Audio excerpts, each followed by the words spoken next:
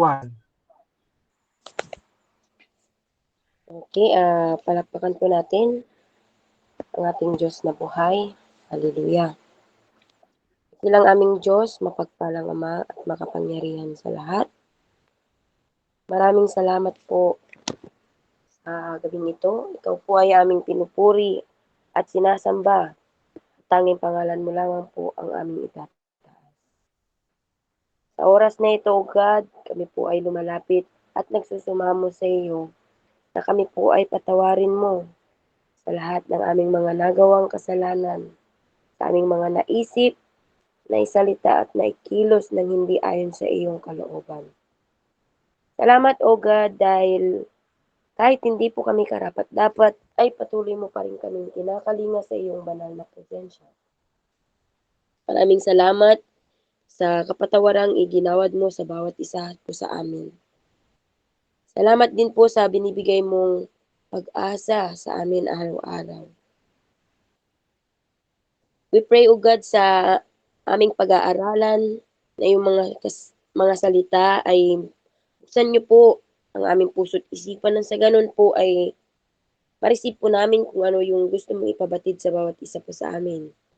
And give us knowledge, wisdom, and understanding nang sa ganun po ay maunawaan po namin ang iyong mga banal na salita. Lord, sa mga kapatid po namin na magjo-join pa lamang po at sa mga hindi po nakakapag-join ay ikaw po ang bahalang maghipo sa kanilang puso nang sa ganun po ay mabigyan kanila ng oras sa ganitong gawain. Mailan nila ang kanilang oras para sa inyo. We declare victory upon victory dahil alam po namin na ikaw po ay kasama namin. Ito po ang aming samot dalangin sa pangalan ng aming nag-iisang Diyos at sariling tagapagligtas, ang Panginoong Hesus. Amen and amen. Amen po, amen. Okay po. Sa Gawa 24, verse 10 to 27. Ang pagtatanggol ni Pablo sa harap ni Felix. Si Pablo ay sininyasan ng gobernador upang magsalita. Kaya't sinabi niya, "Kagalang-galang na gobernador, nalaman kong kayo'y matagal ng hukom sa bansang ito. Kaya't ikinagagalak kong ipagtanggol ang aking sarili sa harap ninyo. Wala pang 12 araw mula nang ako'y dumating sa Jerusalem upang sumamba. Matitiyak ninyo iyan kung kayo'y magsisiyasat. Minsan man ay hindi nila ako nakitang nakikipagtalo kanino man sa loob ng templo, o gumagawa ng gulo sa sinagoga, o sa alinmang lugar sa lungsod. Wala silang maihaharap na katibayan sa kanilang mga paratang laban sa akin. Inaamin kong ang pagsamba ko sa Diyos ng aming mga ninuno ay ayon sa daan na sinasabi nilang maling pananampalataya. Subalit naniniwala rin ako sa lahat ng nasusulat sa kautusan at sa mga aklat ng mga propeta. Tulad nila, umaasa rin akong muling bubuhayin ng Diyos ang lahat ng tao, matuwid man o di matuwid. Kaya't pinagsisikapan kong laging maging malinis ang aking budhi sa harap ng Diyos at ng tao. Ilang taon akong nawala sa Jerusalem at nagbalik ako upang maghatid ng tulong sa mga kababayan ko at maghandog sa Diyos. Natapos ko nang tuparin ang paglilinis ayon sa kautusan. At nag-aalay ako ng aking handog nang datnan nila ako sa templo. Walang maraming tao roon at wala namang gulo. Ang naroon ay ilang Hudyong galing sa Asya. Sila sana ang naparito upang magharap ng sakdal kung sila'y may nakitang anumang dapat iparadang laban sa akin. O kaya naman magsabi ang mga taong naririto kung ano ang pagkakasalang nagawa ko nang ako'y iharap sa kataas-taasang kapulungan ng mga Hudyo. Gayunpaman, totoong isinigaw ko ito sa harap nila, dahil sa pag-asa kong muling mabubuhay ang mga patay, Ako'y nililitis sa harapan ninyo ngayon. Si Felix ay may sapat na kaalaman tungkol sa daan, kaya't ipinagpaliban muna niya ang paglilitis. Sinabi niya, hahatulan ko ang iyong kaso pagdating ng pinunong si Lysias.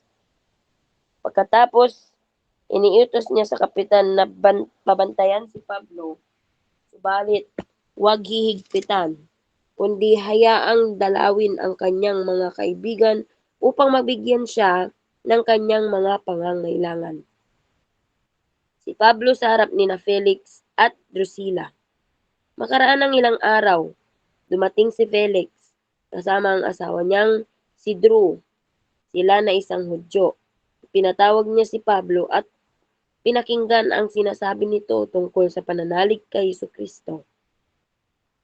Ngunit nang magpatuloy si Pablo ng pagsasalita tungkol sa pagiging matuwid, pagpipigil sa sarili at sa darating na panghuhukom, natakot si Felix. Kaya't sinabi niya, makakaalis ka na. Ipapatawag kitang muli kapag may panahon na ako. Malimit niyang ipatawag at kausapin si Pablo sa pag-asang susuhulan siya nito.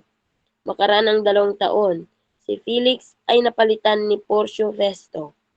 Sa hangad ni Felix na bigyang lugod ang mga Hudyo, inayaan niyang manatili sa bilangguan si Pablo. Purihin pong pagkabasa sa salita ng Diyos.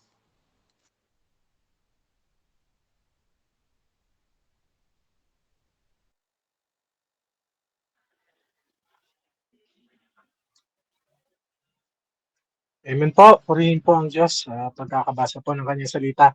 We will go ahead na po sa Hukom, chapter 21. You may go ahead, Ate Jennifer. Hukom chapter 21. Ikinuha ng mga asawa ang mga Benhaminita. Ang kalalakihan ng Israel ay nagtipon-tipon sa Mispa at nangako kay Yahweh. Ang sabi nila, hindi namin pahihintulutan ng aming mga anak na babae na mapangasawa ng mga Benhaminita. Pagkaraan yon, pumunta sila sa Bethel at malungkot na humarap kay Yahweh. Hanggang gabi silang nakaupo roon at buong kapaitang nananangis. Sinabi nila, Yahweh, Diyos ng Israel, bakit kailangan pang mawala ang isa sa mga lipi ng Israel? Kinumagahan, ang mga Israelita ay nagtayo roon ng isang altar at naghain ng mga handog para sa kapayapaan at nagsunog ng buong handog. Nagtanungan sila kung aling lipi ng Israel ang hindi nakikiisa sa pagtitipon sa Mizpa, sapagkat mahigpit nilang ipinangako na papatayin ang sinumang hindi humarap doon kay Yahweh. Labis nilang ikinalungkot ang nangyari sa mga kapatid nilang Benhaminita. Ang sabi nila, ang Israel ay nabawasan ng isang lipi. Saan natin ikukuha ng mapapangasawa ang mga natitira pang Benhaminita? Sapagkat tayo'y sumumpang hindi natin papayagang mapangasawa nila ang ating mga anak. Sinabi nila, ang lipi ng Israel ay may isang angkang hindi humarap kay Yahweh sa Mizpa. Nalaman nilang hindi pumunta roon ang mga taga Jabes Gilead sapagkat isa mang taga Jabes Gilead ay walang sumagot ng isa-isang tawagin ang mga tao. Kaya ang kapulungang iyon ay pumili ng 12,000 matatapang na kawal, pinapunta sa Jabes Gilead at inutusang patayin ang lahat ng taga roon, bata't matanda, lalaki at babae, liban sa mga dalaga.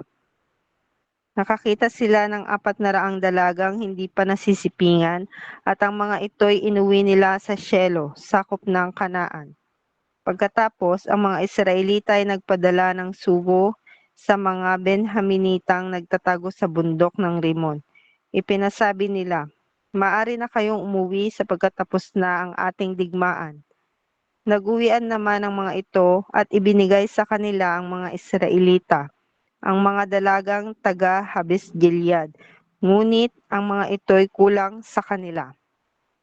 Ikinalulungkot nga ng mga Israelita ang nangyari sa mga Benhaminita sapagkat nagkalamat ang pagkakaisa ng mga lipi ng Israel. Kaya nag-usap-usap ang mga pinuno ng kapulungan. Ang sabi nila, walang natitirang babaeng Benhaminita. Ano ang gagawin natin para magkaasawa ang wala pang asawa? Hindi natin dapat pabayaang malipol ang alinman sa lipi ng Israel. Kailangan gumawa tayo ng paraan para hindi mawala ang lipi ng Benjamin. Hindi naman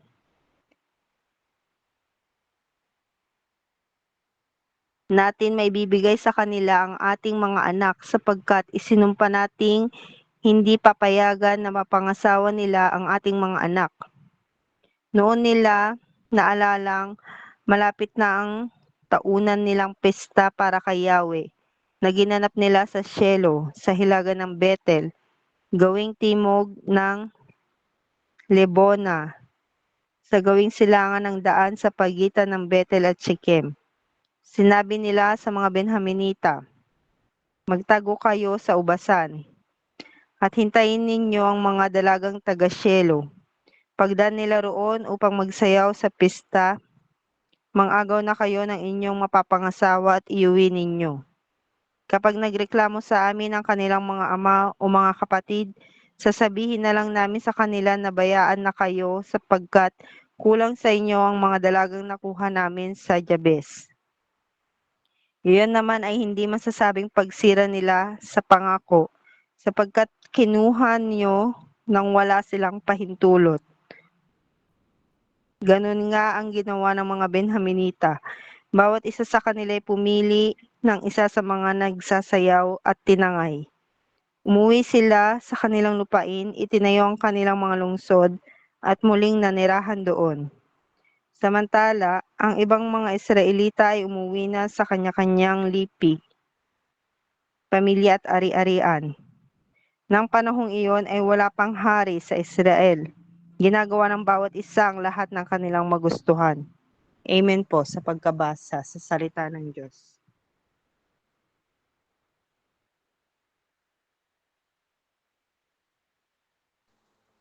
Okay na kuya. Pangatlong participant po.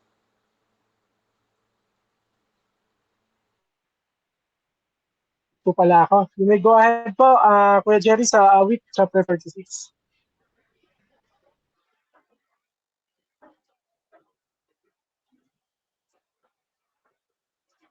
Nakamute po kayo, Kuya Jerry, kung sakaling nagsasalita na po kayo.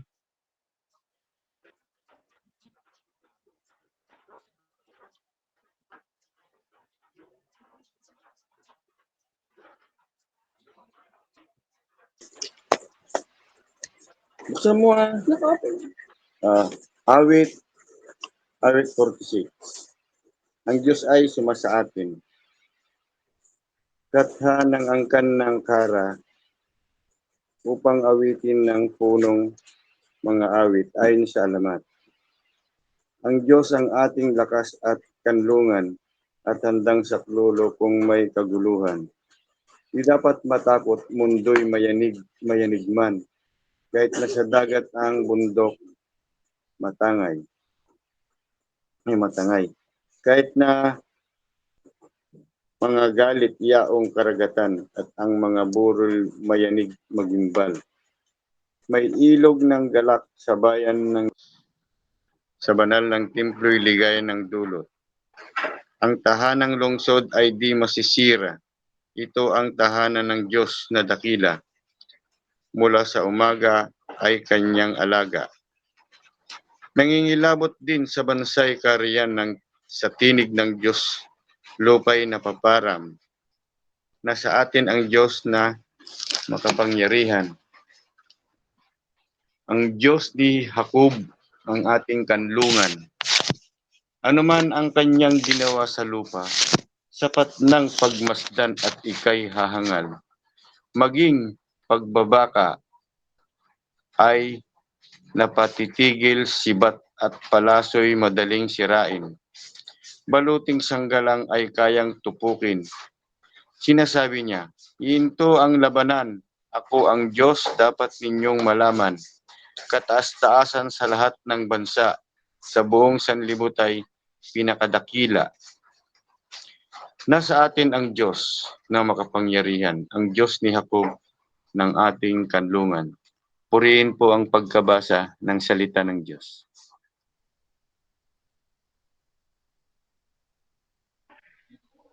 Amen po. We will go ahead na po sa ating insights and explanation ng mga chapter and verses po na nabasa natin. So,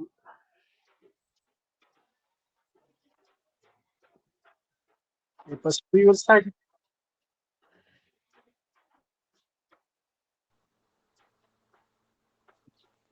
Okay na, kuya? Nagpuputol kasi siya eh. Oo nga eh.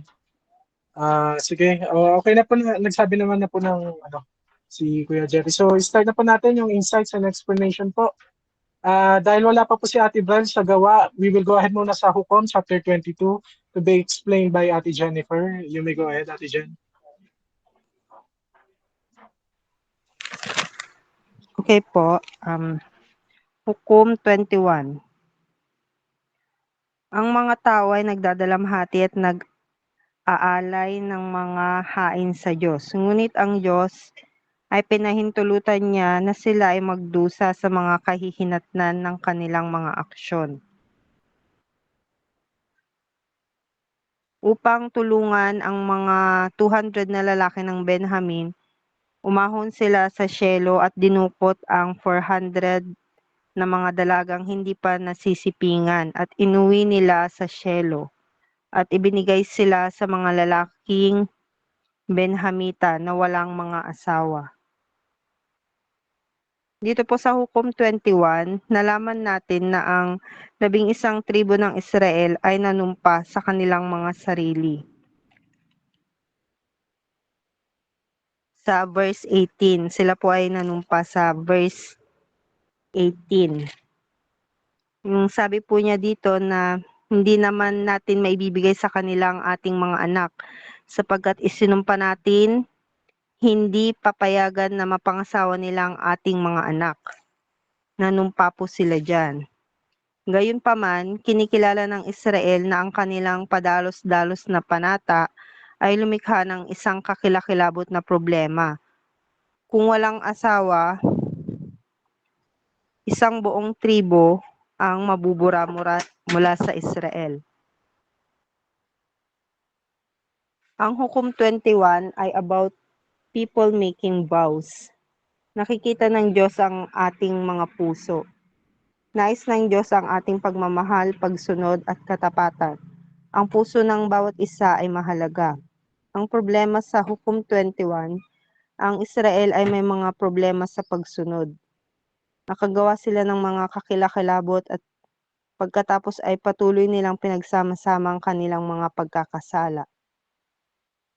Makikita po natin dito ang kidnapping at forced marriage.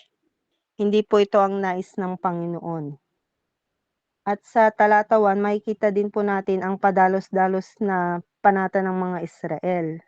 Ganon din po sa verse 5 ay na sila po ulit diyan ay nag-promise po ulit sila diyan. Lagi po silang gumagawa dito ng mga vows. Yun po ang nais ng Panginoon sa atin ay hindi po dapat tayo padalos-dalos sa paggawa ng ating mga pangako kung hindi naman natin kayang itong gawin. Yun po ang nais ng Panginoon. Yun lang po. Amen. Amen po. So, we will go ahead na po sa Awit, chapter 46. Kuya Jerry, for your insight and explanation, you may go ahead.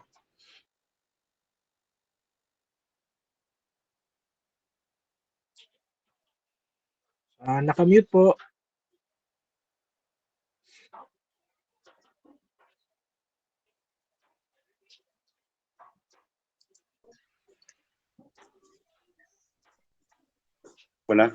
Ako na kuya. Ang Apo, Kuya awit, Jerry. okay. Dito po sa awit 46, ang pagkaintindi ko po ay isang malakas na salmo na makapagpasigla tungkol sa mga gawain ng Panginoon para sa atin at ang kanyang walang humpay na presensya sa atin. kapwa sa mga kaguluhan at sa kagalakan. Meron ilang espiritual na mahalaga at kilalang mga talata sa awit na ito. Ang pangunahing tulak ay ang Panginoon ay mas dakila kaysa anumang krisis na maaari dumating sa atin. Ito ay nilabas lahat sa pamamagitan ng salmo, hindi lamang sa mga tuntunin ng ating pananampalataya, ngunit sinatibay din ng ating personal na karanasan. Sa spiritual naman, ang salmo ito ay nagpapakita ng pag-iisip ng isang taong lubos na nakakaunawa sa kahalagan ng pagbabalik loob sa ating Panginoon. Ang salmo ay ganap na nakasentro sa Diyos, na siyang dahilan ng kapangyarihan at epekto nito sa atin. Sa pamamagitan ng mga larawan mula sa kalikasan, puno ng espiritual na pakikipag-ugnayan, kapwa ang mga krisis na dumarating sa atin at ang gawin ng Panginoon na panatiling tayong ligtas.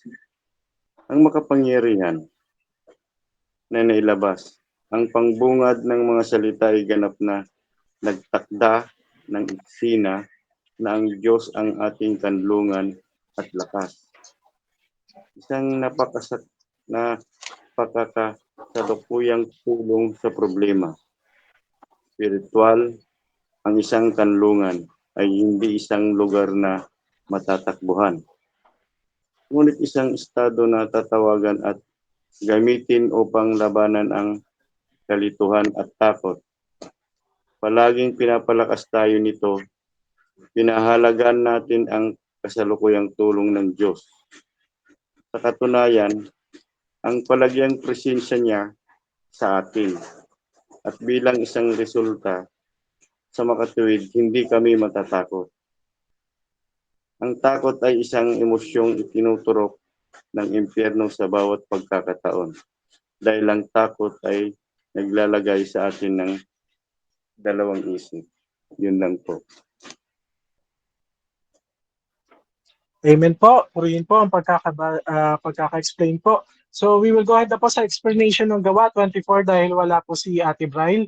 Pagtulong-tulungan na lang po natin to mga kapatid. If Pastora, nandiyan po ba kayo? Kung sakali po. Coming. Andito na ako. Hello. Ayan, sige po. Andiyan po si Pastor. Pastor, sa Okay. ano po? Gawa 24 po. Humiram lang ako ng cellphone. Mabuti na lang. Hindi na naman gumanda yung cellphone ko, Nakong. But anyway, okay. Going okay back doon sa gawa 24, no? Mula 10 hanggang 27. Bibigyan ko lang ng reflection ito, mga kapatid, no? Yung buong yung the thought of the whole message dito sa sa gawa na napakahalaga na sa bawat isang Kristiyano ay kailangan laging malinis ang ating konsensya. Konsensya, itong kalooban natin, no? So, maraming bagay dito sa mundo actually, even yung flesh, kung tawagin natin, yung tao, no, yung katawan, o yung even the devil, na talagang mag-a-accuse sa atin, no? Na maaaring totoo o hindi yung mga accusations. But kung talagang tayo ay naglilingkod ng tama para sa Panginoon, no? Magsishine tayo in light doon sa kalooban ng Panginoon. So, kailangan malaman natin na yung ginagawa natin ay tama na ayon doon sa kalooban ng Panginoon. So, ang gusto ko lang ipaabot dito, mga kapatid, na magkaroon tayo ng tinatawag nating anong tawag dito, yung salvation natin, yung pagtanggap natin sa Panginoon, it must be just with God accordingly sa kanyang kalooban, no? Kasi yun lang naman ang nais ng Panginoon na kumikilos tayo ayon doon sa kalooban ng Panginoon. There are so many ways dahil sa katalinuhan ng tao, even Christians, no? Sa katalinuhan ng tao, there are times na talagang nananaig na yung katalinuhan. It's not the things that God permitted us to do. Kung hindi, yung kaalaman na lang natin ang nangingibabaw. So, ito yung gustong ipabatid dito, mga kapatid, no? Na we need really to be sensitive in doing the works of God na iniwan niya sa atin. Gawin natin ito ng malaya at nasa kalooban ng Panginoon palagi ang ating mga ginagawa. So, meantime, yun lang munang maidagdag ko dito sa gawa to give others yung mga insights. Pagpatuloy nyo muna. Magdagdag muna kayo. Okay po. Sige po, mga kapatid, let's raise our hand kung may additional po tayong insights sa anumang pong chapter at saka verses po na nabasa natin kanina.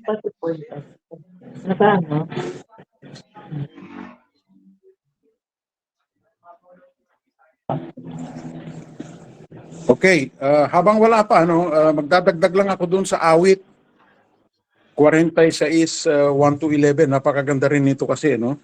Una sa lahat, mga kapatid, itong psalm o awit ay nakapokus ito sa Panginoon na kung saan siya yung ating refuge and strength, siya yung kalakasan natin. Meaning, kahit na nasa gitna tayo ng trahedya, circumstansya o anumang mga bagay na pinagdadaanan, kahirapan, pagsubok, sabihin natin, no?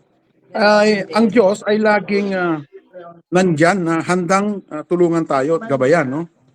Ang katotohanan ay merong mga difficult times tayong nararanasan. Subalit, laging may pangako ang Diyos. At yung pangako ng Diyos, kailanman, hindi po siya talaga tumalikod. Because He is our refuge and our strength. A very present help, sabi nga ng salita ng Diyos. So, wala po tayong dapat ikatakot, mga kapatid, no? Dahil itong awit, itong psalm, is a psalm of trust, pagtitiwala. Because there is God's powerful and protective presence. So, ang lesson po dito, mga kapatid, is hindi tayo kailanman iiwan ng Panginoon. Siya ay laging sumasa atin. Di ba? Maliwanag doon sa Matthew 28:20, I will always be with you even up to the end of this world. So, that is the promise of God. So, yung pangako niya, kailanman hindi siya bumali or hindi siya tumalikod. Tinutupad niya. At alam niyo, tayong bilang mga tinawag ng Panginoon, ay tatanggap tayo at makakaranas at may i-apply natin ang kalakasan ng Diyos upang harapin ang mga kaaway, yung mga gawa ng dyablo sa buhay po natin.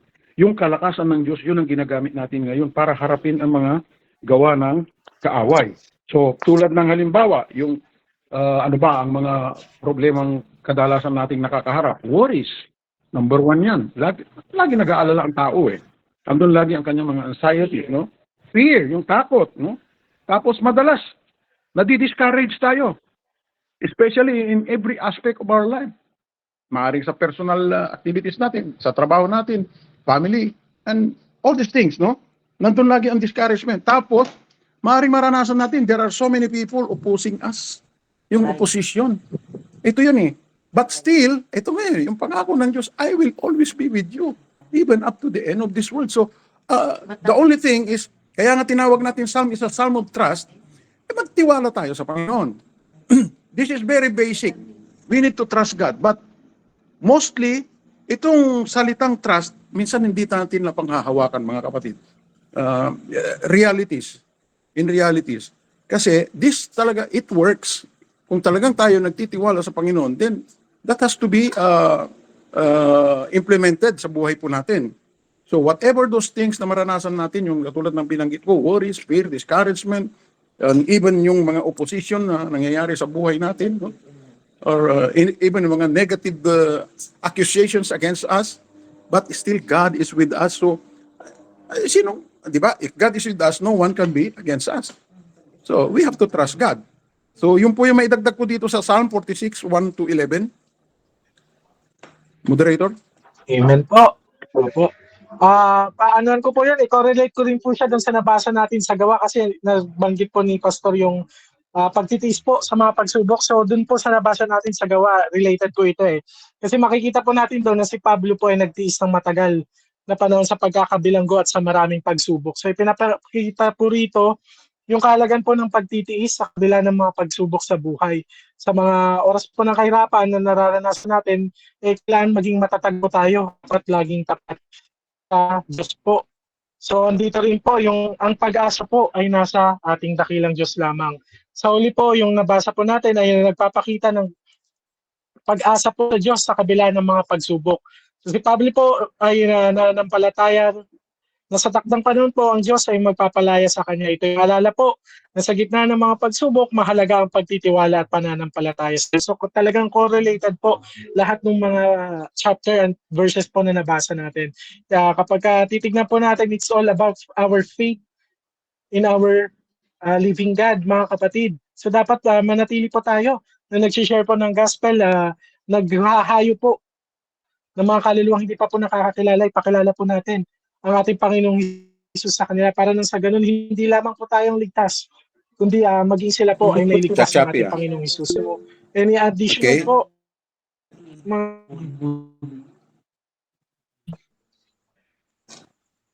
ayun, si Okay, Kuya mga Jess kapatid, po, gusto ko lang din magdagdag ulit doon sa ano. Okay.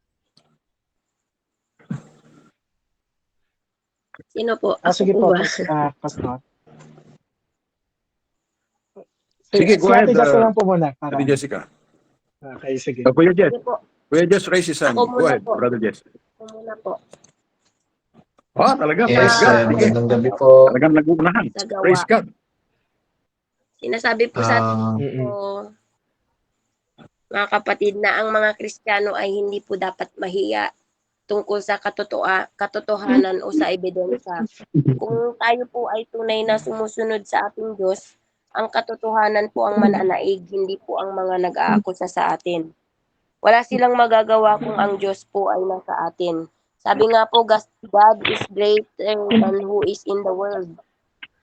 Pinapakita din po sa atin dito na bilang isang lingkod ng Diyos, dapat maging malinis po ang ating kalooban. Means, wala pong iniquity. Dahil dito po sa mundo, marami pong mga tumataliwas sa katotohanan.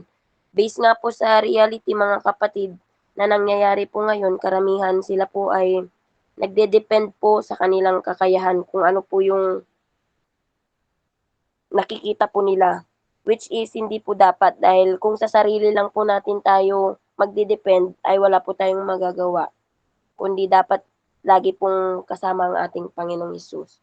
Yun lamang po. Amen po. Brother Jess, you may go ahead po. Brother Jess. yes, ano lang, dugtungan ko lang yung previously stated na doon kasi sa ginagawa natin, actually, tama po yung sabi nila pastor na as we proclaim the good news, the gospel to everyone, kaakibat na nun yung opposition. They may attack us, our character, accuse us of something na sabi nga may be true, maybe not, and also can predict then of our failures din, no?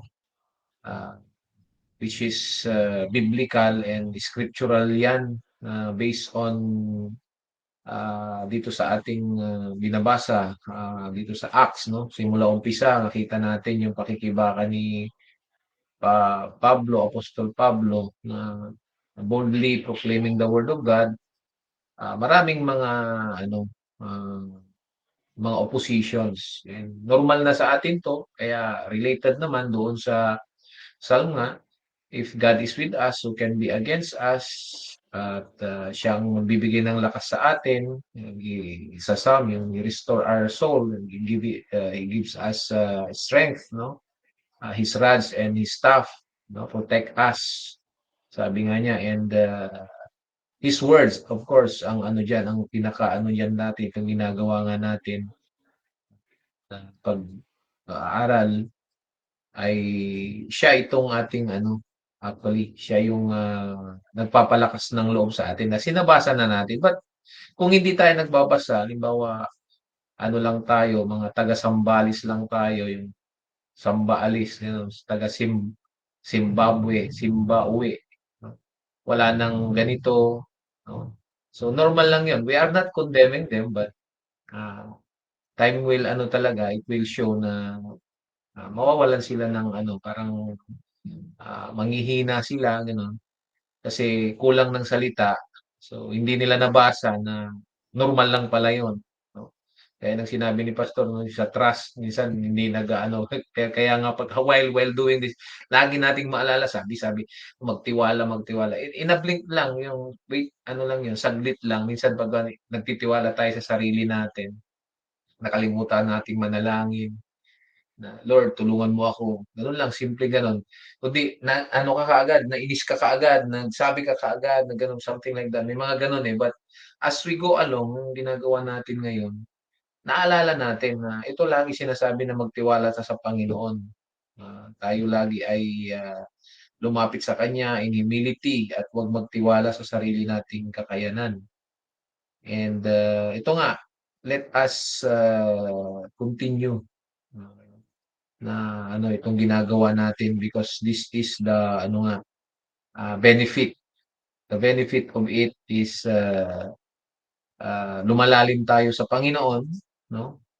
Ano pa ba? Ang ano nagkakaroon tayo ng deeper relationship with God, great understanding of God's will for our lives, nagiging strong yung faith natin, nagiging greater sense yung ano natin, purpose natin, nagkakaroon tayo ng peace, ng joy in our lives, more peace. Nagkakaroon tayo ng more wisdom and insights, more power to resist, of course, temptation and overcome sin. So, nababawasan, nawawala yung ano, hindi na yung dati, mga ganun, kung lagi tayong ganito. These are the benefits and of course, yung nagiging ano tayo, more Christ-like tayo. No? So, maraming mga benefits, konti lang yun and kung hihinto tayo, sabi nga sabi na sa John, di ba? If my words remain in you and sabi niya, you remain in me, sabi niya, we will be fruitful. So magbubunga tayo. Kaya tuloy-tuloy na lang po ito. Ito na lang ang buhay natin. Wala na na ano na tayo, hindi na tayo nabubuhay sa ano yung dating pamumuhay nga. We have a change of ano na tayo mindset kingdom mindset na tayo. Nakatuon na tayo sa ano sa taas. Gaya ni Pablo na yun na yung sa mga susunod na pag-asa mga previous na pag-aaralan natin talagang sabi niya doon mabuhay ay sa Panginoon, ang mamatay din ay sa Panginoon. Kaya mabuhay mamatay sa Panginoon tayo. Oh, grabe, di ba? So, ito na yung buhay natin mga kapatid. So, maging ano tayo, maging influence tayo. Pahabakan natin yung influensya natin. So we need to study more and more, day and night, and meditate the Word of God. So continue na lang, dire-diretso na lang. Ito na lang ang ano natin, encourage each others tayo, encourage each other tayo. So yun lang kasi we have remaining for 15 minutes for others to give their revelation din. Amen po. Okay po. Sige, continue po tayo mga kapatid. Ayan po, si Ate Jen. Jennifer Request is po ng kada, you may go ahead, Ate Jen. Dagdag ko lang po dun sa Hukom 21. Ang mga Israelita ay kumilos ayon sa kanilang sariling otoridad at sa kanilang sariling mga opinyon. Kung ano ang tama o mali. Sinubukan nilang itama ang kanilang mga pagkakamali sa maling aksyon. Kaya ang resulta ay naging kakilakilabot. Kapag gumawa tayo ng mga bagay na tama sa ating sariling mata, nakakalimutan natin ang mahalaga na sumunod sa kagustuhan ng Diyos. Pahintulutan po natin ang ating mga sarili na sumunod tayo sa kagustuhan ng Diyos at humingi lagi tayo ng gabay ng Holy Spirit na tayo ay para tayo ay mapamunuan ng Holy Spirit po sa atin. Yun lang po. Amen po. Amen. Okay, praise God, no? Adding this dito sa ating mga pinag-aaralan, mga kapatid, meron lang akong maidagdag. In general na ito, no? in general doon sa explanation sa gawa, hukom at saka sa awit. No? So, ang pinaka-bottom line natin dito mga kapatid is to break off from former alliances. Ang ganda po nito eh. Ano ba yung mga alliances natin sa buhay? Actually, no, kailangan nating kalimutan yung ating carnal and sinful attachment, no? At yung mga pursuits natin. Kalimutan natin to. Though we are tinawag tayo mga Kristiyano, pero maaring ang iba naka-engage pa rin doon sa mga leisure pursuits na kung saan nagli-lead ito sa atin sa isang compromising na pamumuhay. Ano ba itong mga compromising life na sinasabi natin dito? These are the worldly life, yung mga makamundong activities. So dapat wala na tayo sa mga makamundong mga activities. So let us say, yung lahat ng mga idols, no? Pag sinabi mong idols, marami yan. Maraming aspeto ng mga idols. Sino bang ina-idol natin? It's not only that nag-idol tayo sa mga images, but probably ina-idol natin ang ating family, kids. We idolize yung trabaho natin, ina-idolize natin yung maraming bagay, no? Tinatangkilik natin at patuloy na tinatangkilik sa ating mga buhay. So,